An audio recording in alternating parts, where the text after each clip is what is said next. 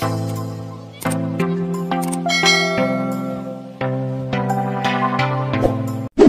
ka-Phantom, meron akong i-share sa inyo na video.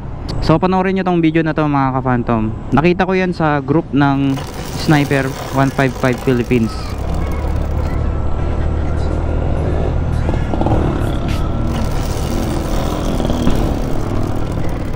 So sa mga Sniper 155 user na nakaka-experience ng ganyang tunog, normal yan na tunog ng chain kapag ka naka center stand. Pero hindi normal kapag pinatakbo mo yung motor mo tapos lumalagapak yung inyong chain. So ibig sabihin kapag ka ganun na lumalagapak siya, mahigpit yung inyong kadena.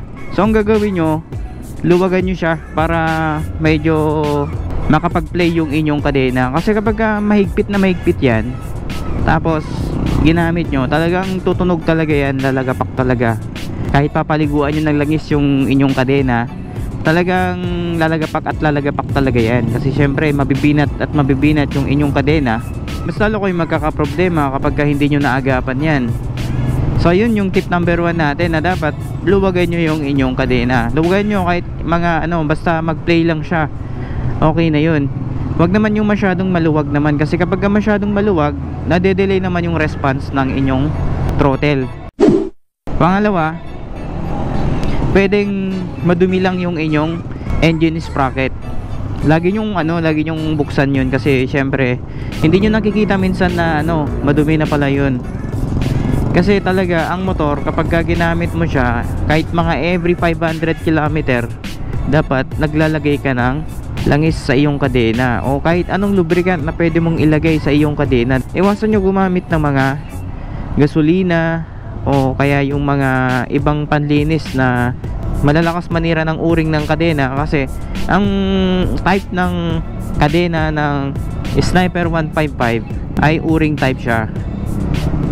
So compare sa Sniper 150 na wala siyang uring, mas madali siyang linisan, kasi kahit anong ilagay nyo sa paglilinis, pwede kayong gumamit ng gasolina. Ayan, madali nyo lang malilinisan. Pero sa Sniper 155 kasi, since naka-o-ring type siya, huwag nyong lagyan ng ganun. Kasi ang mangyayari dyan, kapag naglagay kayo ng gasolina sa pinaka-chain nyo, lolobo lang yung mga o-ring nyan, masisira.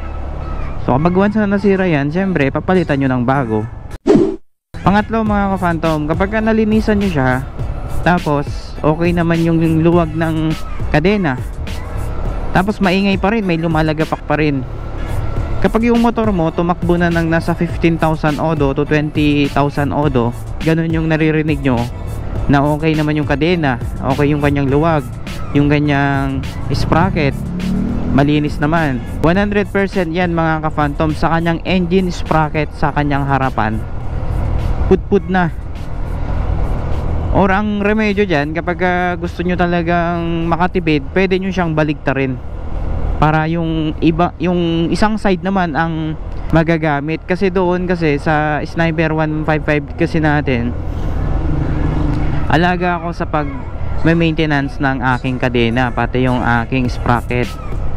So monthly talaga ako naglilinis dyan. One time na biniyahe ko siya, okay naman lahat. Okay naman yung higpit ng aking kadena, malinis naman yung aking sprocket. Yung time na yun, naririnig ko talaga na lumalagapak talaga yung aking engine sprocket. So ang pagkakalam ko, nasa part ng makina yung naririnig ko, kasi syempre malakas talaga yung pagkakalagapak niya eh. And yun, nung chinek ko yung kanyang engine sprocket, nakita ko talagang pudpud na talaga. Ganun talaga kapag katagalan, sabi nga nila, wear and tear.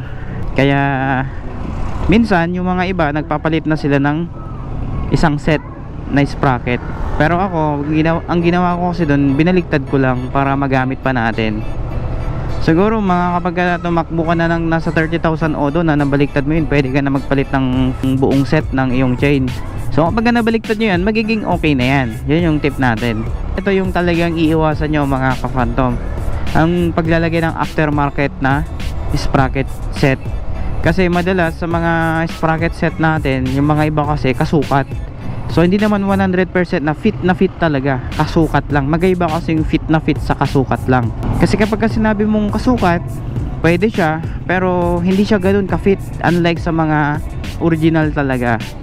Kaya kapag gusto nyo talaga magpalit ng set na sprocket, siguraduhin nyo yung inyong front sprocket, kahit maglagay kayo dun ng original, huwag kayo maglagay ng mga aftermarket katulad ng mga RK brand. Kasi alam nyo yung nagiging problema nila dun sa pinaka axle drive nila, yung nangyayari dun sa kanila is napupudpod.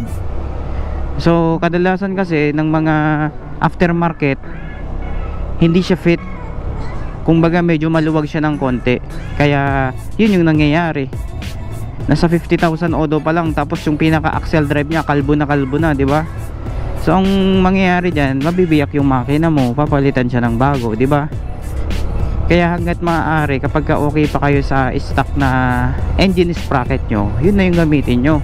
Huwag na kayong bumili ng sprocket set na kung ano-anong brand yan. Proper maintenance lang talaga sa kadena at sprocket, tatagal yan.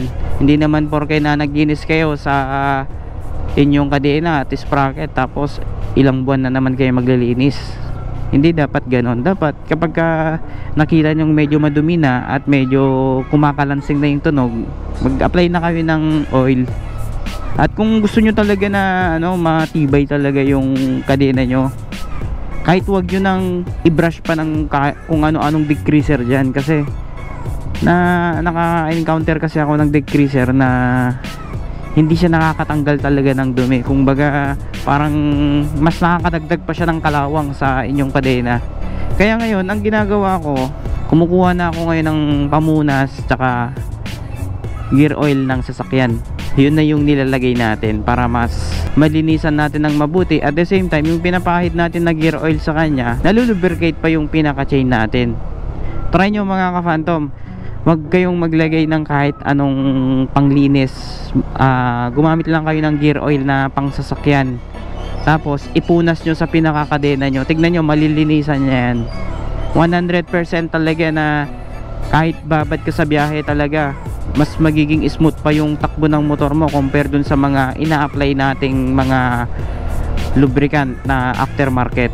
Kung nasa sa inyo mga ka-Phantom, kung yung tip natin gagawin nyo, itatry nyo, walang magiging problema doon mga ka-Phantom. Kasi based na talaga sa natin, sa experience natin, nagamit na natin lahat. Yun talaga lang yung parang nagpakatino sa kadena ng ating Sniper 155. Kasi 'di ba, aminin natin yung kanyang kadena, napakaingay niyan, kumakalansing talaga kapag ginamit natin. Naririnig talaga. Ganun kaingay ang sprocket ng Sniper natin. Kaya sa mga baguhan, kung mapapanood nyo tong video natin, i-ready nyo na yung pamunas saka gear oil. Yun lang yung gagamitin nyo. So para sa mga subscriber natin na laging nagtatanong sa mga tutorial sa pagdadrive, gagawa tayo dyan sa next video natin. Abangan nyo lang yung upload natin. Sa mga hindi pa nakasubscribe sa aking YouTube channel, please subscribe and don't forget to hit the notification bell para lagi kayong updated sa aking latest videos.